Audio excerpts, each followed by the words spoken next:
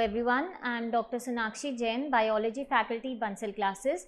Today we are going to solve a mock test paper for you for your NEET exam. So let's begin. Now the first question is, as each cell of the sporogenous tissue is capable of giving rise to a microspore tetrad, each one is a potential. Now they are asking that which cell it gives rise to a microspore tetrad. So we know that the sporogenous tissue is present in a young anther. Each sporogenous cell in the sporogenous tissue differentiates into a pollen mother cell. It differentiates into a pollen mother cell. Now this pollen mother cell is also called a microsporocyte because it undergoes meiosis to produce microspore tetrad. So it undergoes meiosis to produce a microspore tetrad.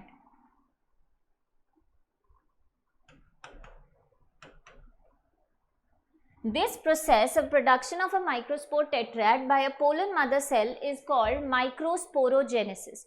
So the answer to this question is pollen mother cell, also known as a microsporocyte.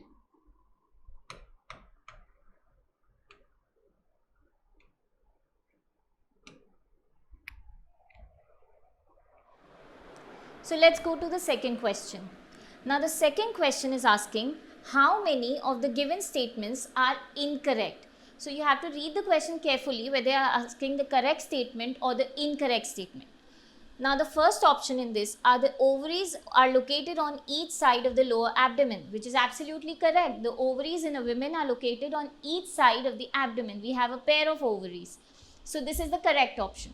Now the second one is mons pubis is a cushion of fatty tissue covered by skin and pubic hair, which is also correct because in the female genital parts, mons pubis is a tissue of skin covered with hair in front of the pubic bones, okay, just anterior to the pubic bones, which provides support during sexual intercourse.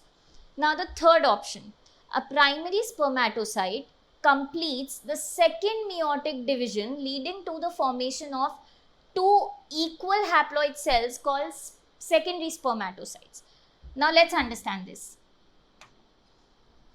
If we see the process of the formation of the secondary spermatocyte, we can see that the primary spermatocyte, which is a diploid cell, 2N, undergoes the first meiotic division, meiosis 1, to produce two secondary spermatocytes. These are secondary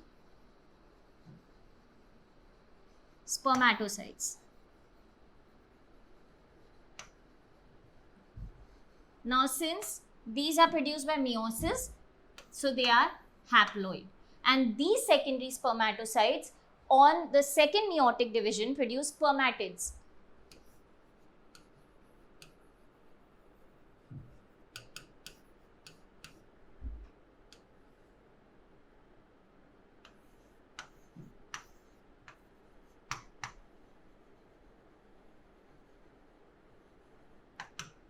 Which are also haploid, and these spermatids on maturation become the sperms. Now let us go back to the question. Now the question says a primary spermatocyte on the second meiotic division leads to the formation of secondary spermatocytes. So as we saw, it is absolutely incorrect. It forms a secondary spermatocyte after the first meiotic division. Now the fourth option, the secondary follicles get surrounded by more layers of granulosa and a new theca. They are called tertiary follicles. Now if you have seen in the follicular cells, the primary follicles increases in size and there are new layers of granulosa and a theca layer which becomes then the secondary follicle. Then there is a development of a fluid filled cavity called antrum, which results in the formation of a tertiary follicle. So this option is also incorrect. So there are two incorrect options. So the answer is 3. Two options are correct and two options are incorrect.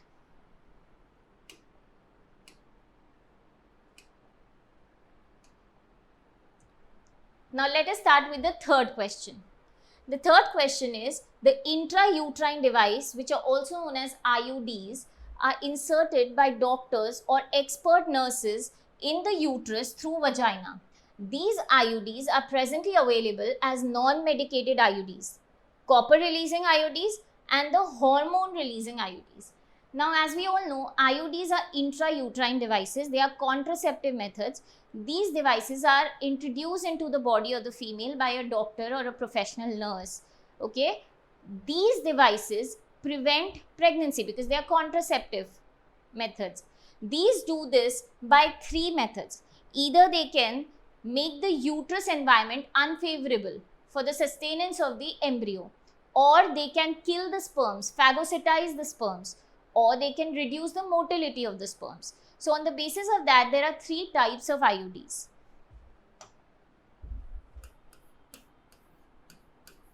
IUDs can be of three types. Copper releasing IUDs, which release copper into the uterus, that reduces the motility of the sperms. Okay, then there are hormonal IUDs, which produce or continuously generate hormones which make the uterus unfavorable for sustaining an embryo. And the third one are the non-medicated. So the non-medicated ones are those that reduce the motility of the sperms. Okay, so copper releasing IUDs, the example of copper releasing IUDs are copper 7, copper T and multilode 375. The example of hormonal IUDs are Progesta Cert and LNG20. And the non-medicated IUDs are lips and loops. So in this option, we can see that first they are asking the medicated IUDs. So that is lips and loops. And we can see this on all the four options. This is incorrect because multilode 375 is a copper releasing IUD. So these two options are out of our sight. Now the first and the second option may be correct. Now the second one are the copper releasing IUDs, and we know that Progesta Cert, as the name suggests, progesterone from Progesta. Okay, it is a hormonal IUD. So the first option is also incorrect. So the only option left is the second option, which is our correct answer. Lips and loops are medicated IUDs. Copper 7, copper T and multilode 375 are copper releasing IUDs, and Progesta Cert and LNG20 are hormone releasing IUDs.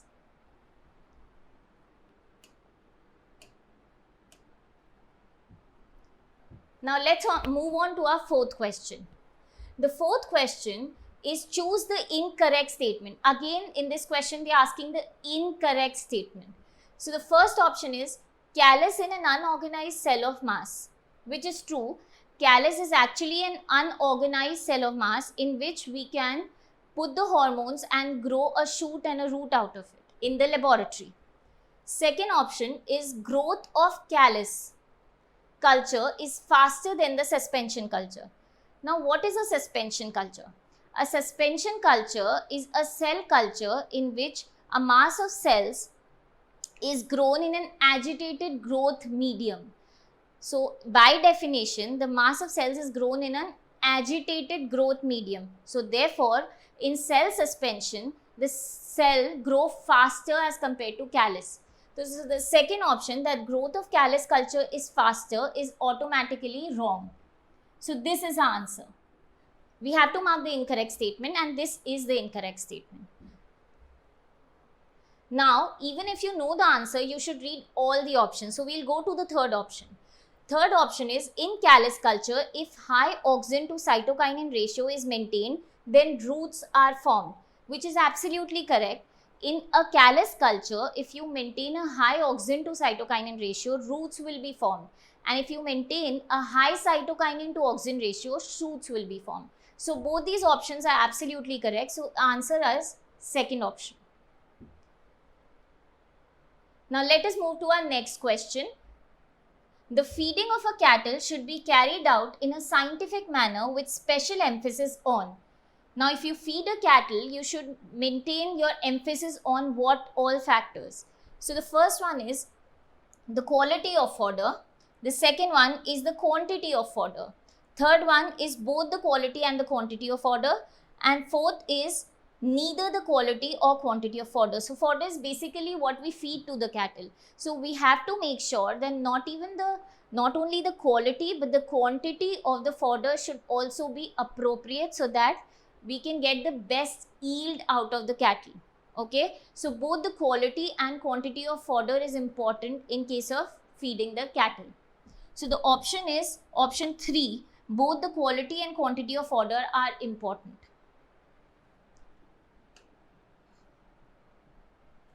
Now let's move to our next question. Which of the following is used as a vector in gene therapy for SCID? Now what is SCID? SCID is severe combined immunodeficiency. Severe combined immunodeficiency.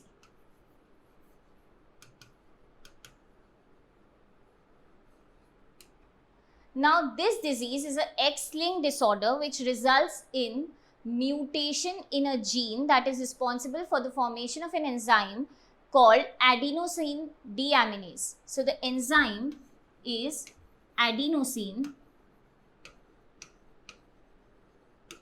deaminase. Now, this enzyme is defective. Now, the treatment of this disease is gene therapy, wherein a correct gene responsible for the formation of a proper enzyme, adenosine deaminase, is inserted into the patient. Now, that is a process which is done using a vector. That vector is a retrovirus. Retrovirus has the capability of penetrating into the cell of the patient. So, a retrovirus is used as a vector to introduce a correct gene into the cell of the patient, and that cell is then reinserted back into the patient. So the correct option is retrovirus. Now let's move on to the next question. Our next question is, ecologically, the most important factor that controls the distribution of organism on earth is. So what is that factor which is most important in controlling the distribution of organisms on our planet? So the first option is rainfall, second is temperature, third is light, and fourth is humidity. Now you should understand all these factors are important, but they are asking about the most important factor that control. So temperature here, all the living organisms are made up of enzymes, and these enzymes function in a temperature range that is very narrow. So if a temperature in the environment is extremely high or extremely low, that is out of the normal range, these enzymes will denature. Since they are made up of proteins, they will denature or will become non-functional, and it will not lead to the survival of that organism. So temperature is the most important factor and the most critical factor for deciding the distribution of organism on the earth. So the correct option is temperature. Let's move to the next question. Our next question is, which pigment is or are required for the mechanism of vision? Now the first option is opsin, second option is retinal, the third option is both opsin and retinal, and the fourth option is none of these.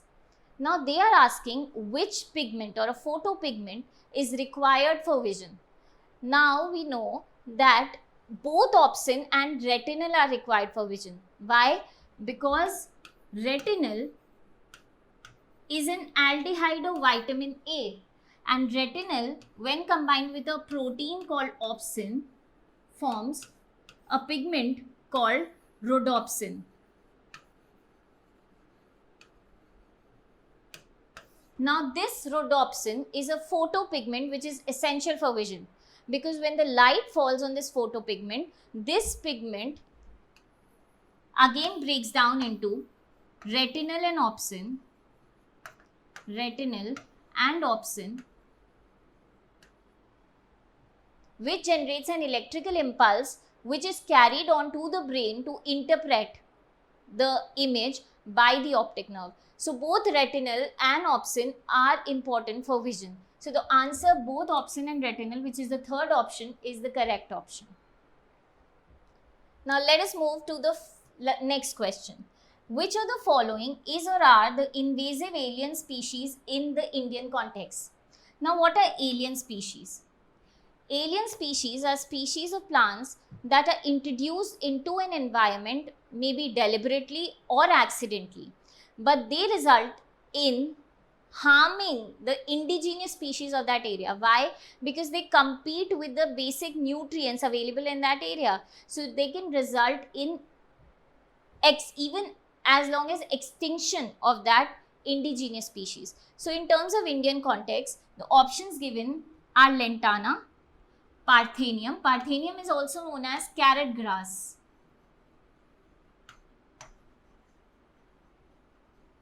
Third is Eichhornia, which is also known as water hyacinth.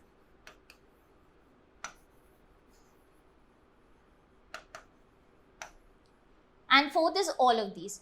So you must have studied during your revision that Parthenium, Eichhornia and Lantana, all the three are alien species introduced in the Indian continent and which have harmed the indigenous species in India. So all these are alien species in Indian context. Carrot grass, water hyacinth, Lantana, all of them are alien species. So the answer, fourth, all of these is the correct option.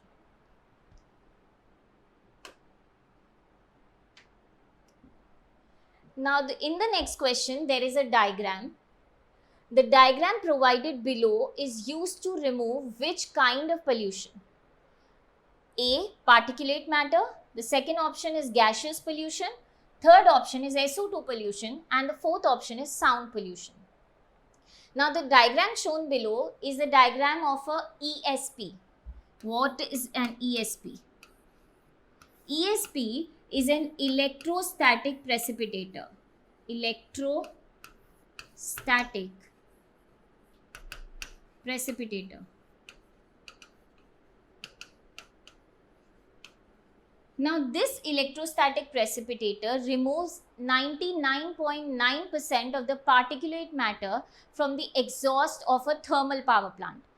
They pass electricity and they charge those particulate matter, which are then attracted by a plate of opposite charge. So this is the way they separate the particulate matter from that exhaust. So the answer is A, particulate matter.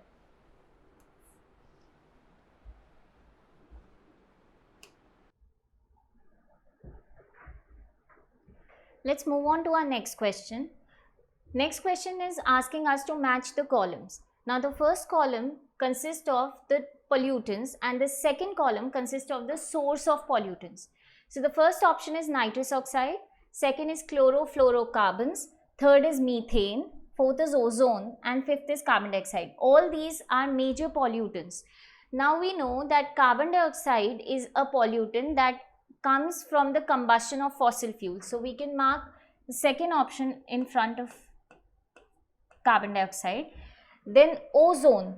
Now what happens is that ozone is considered as a secondary pollutant from car exhaust. Whatever pollutants come from car exhaust are converted by the action of UV rays into ozone. So it is a secondary pollutant. Methane is a major pollutant that results from the rearing of cattle. So cattle are the major source of methane production. So C can go with fifth option. Chlorofluorocarbons, we all know, result in depletion of ozone layer, and they are the major source of chlorofluorocarbons are the refrigerators and the air conditioners. So we can see that in the fourth option we have refrigerators, aerosol and sprays. So the fourth option goes with chlorofluorocarbons. Now the first option, only option left with nitrous oxide is denitrification. So we can go with denitrification. So the option that matches with all this is the first option. So the answer is first option.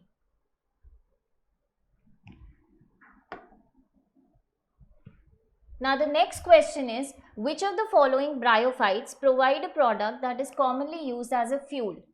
Now, we all know that Marchantia, Funaria, Sphignum, all are bryophytes, but they are asking which bryophyte is used as a fuel.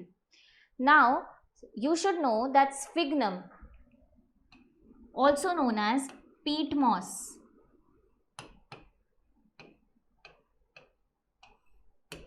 is a type of bryophyte which is used as a fuel because this is peat moss. It has a wide range of water holding capacity and that is why it is used as a fuel, but it generates a lot of greenhouse gases, so it is compared to fossil fuels. So the answer is Sphignum. Now the next question, parenchyma is usually present in. Now we all know parenchyma is the living tissue and it is the major tissue or forms the bulk tissue in the plants. Now the option given are cortex, phloem fibers, pericycle, pith, hypodermis, medullary rays, xylem fibers and mesophyll tissue. So we can completely rule out the fibers because parenchyma is a living tissue and fibers are always made up of sclerenchymatous tissue or dead tissue. So we can rule out phloem fibers and xylem fibers from it. Now when we consider hypodermis, hypodermis is a tissue in plants which is supportive in nature. So it is also made up of either collenchyma or sclerenchyma. So we can rule out hypodermis as well. So the options left with us are cortex, pith, pericycle, medullary rays and mesophyll tissue. So it matches with the first option. So this is our correct answer. Now the next question is, the cell organelle associated with photorespiration is. Now what is photorespiration? As the name suggests, photo which means light and respiration which means breathing. So it is a phenomenon which is seen in C3 type of plants wherein in the presence of bright light, these plants take in oxygen and give out carbon dioxide. Now this is a wasteful process and completely opposite of photosynthesis. This takes place in C3 plants and is associated with three organelles, chloroplast, mitochondria and peroxisomes. Now in the options we have mesosome, ribosome, peroxisome and lysosome. So peroxisome is the correct answer.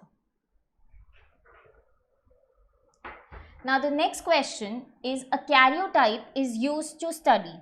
Now before we go to the options, we should know what a karyotype is. A karyotype is basically photographs of chromosomes to study the number of chromosomes, the position of the centromere, the length of the arms of the chromosome and the position of the secondary constriction. So let us now see the options. Number of chromosomes, yes, of course.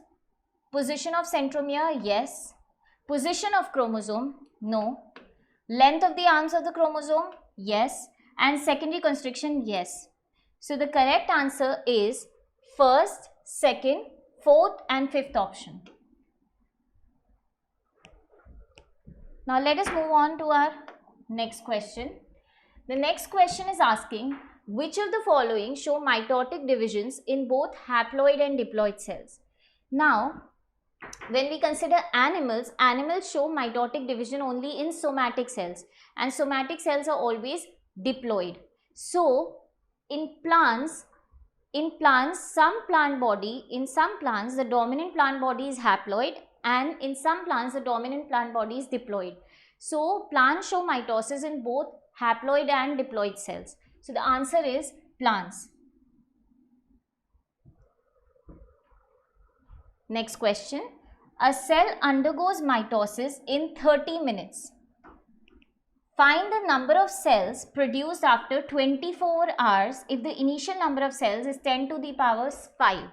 Now, there is a formula to determine the number of cells formed after the total number of mitosis. That formula is number of cells formed is equal to 2 to the power n into the initial number of cells.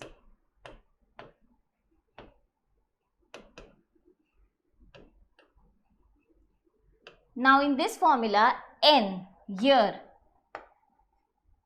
is equal to the number of cycle of mitosis taking place in a given time. So number of cycles of mitosis.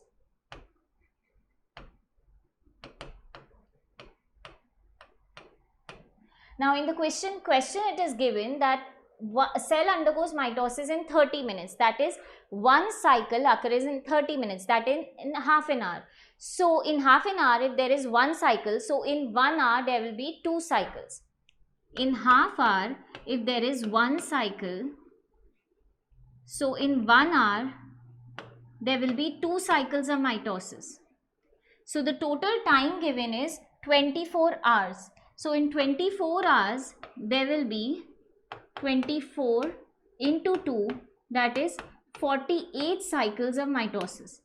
So if we put this 48 in the place of n here, so we get 2 to the power 48 into initial number of cells were 10 to the power 5, 10 to the power 5. So total number of cells produced are 2 to the power 48 into 10 to the power 5. We can see the second option matches with our answer, so this is the correct answer.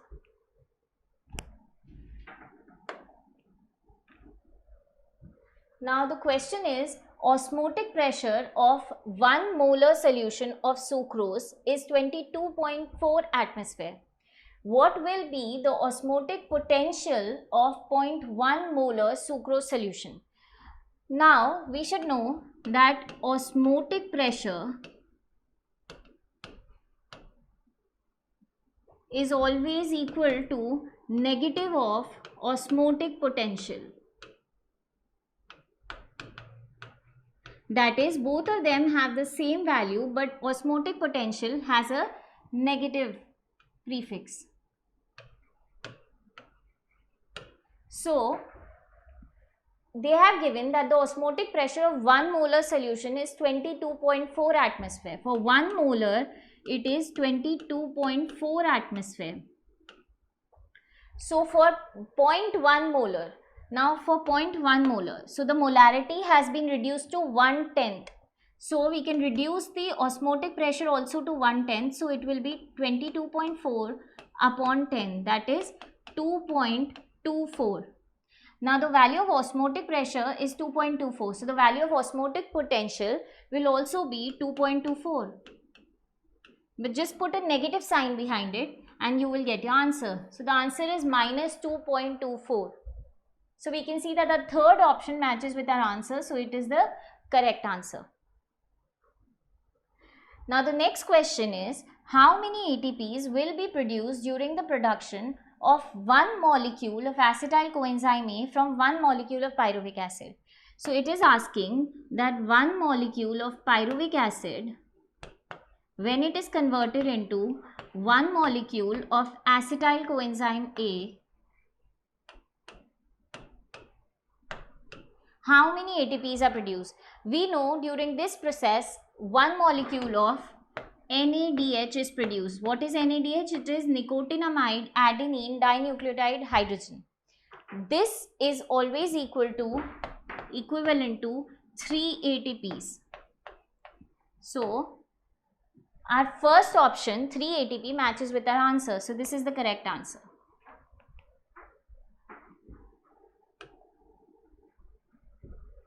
Now the next question is, 2 important intrinsic controls which are important in plant growth and development are. Now plant growth is dependent upon 2 things. One is the genetic material or the genomic control, that is the genes determine the amount of growth occurring in a plant. And the second thing are the hormones, which are also called plant growth regulators because they regulate the growth of the plant. Now plant growth regulators, also known as phytohormones, can have a negative and a positive effect on the growth of the plant. So both PGRs and genomic control have an effect on the growth and development of a plant. So first PGRs and genomic control both. So both 1 and 2 is the correct answer. Next question. A unique vascular connection that exists between the digestive tract and the liver is commonly known as. They are asking about a unique vascular connection between the digestive tract and the liver. So when the food is absorbed from the gut and the nutrients are dissolved in the blood, that blood before entering into the systemic circulation first goes to the liver. Why? To detoxify. Liver detoxifies the blood before it can circulate or enter the heart circulation. So that is done by the portal system, also known as the hepatic portal system.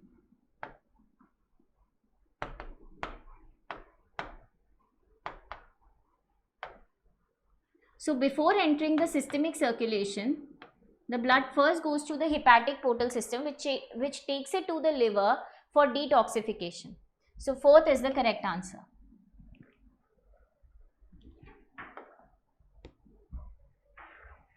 Now the next question is, how much blood is filtered by human kidneys in 1 minute?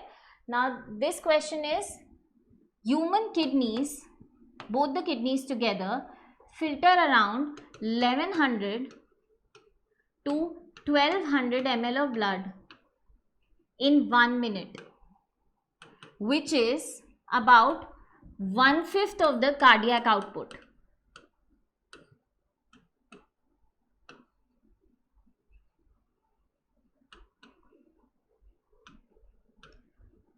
So our third option matches with the answer 1100 ml. So this is the correct option.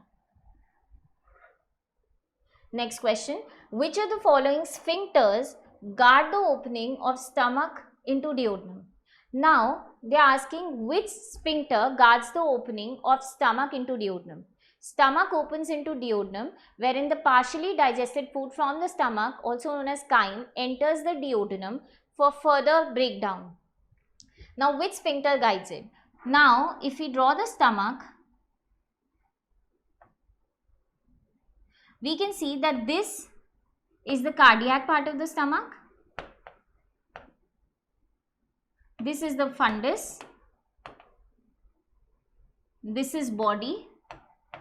And this is pylorus.